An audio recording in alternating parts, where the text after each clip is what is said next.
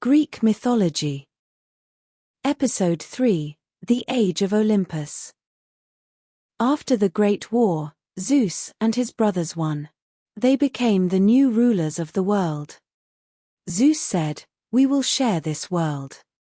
He took the sky and became the king of heaven. Poseidon took the sea and became the god of the ocean. Hades took the underworld and became the god of the dead. Zeus built a shining home on the top of Mount Olympus. There, he lived with other gods, Hera, Athena, Apollo, Artemis, Mars, Aphrodite, Hermes, and many more. The gods watched over the world below. They ruled with power, but also with emotions. They could be kind, angry, jealous, or loving, just like humans.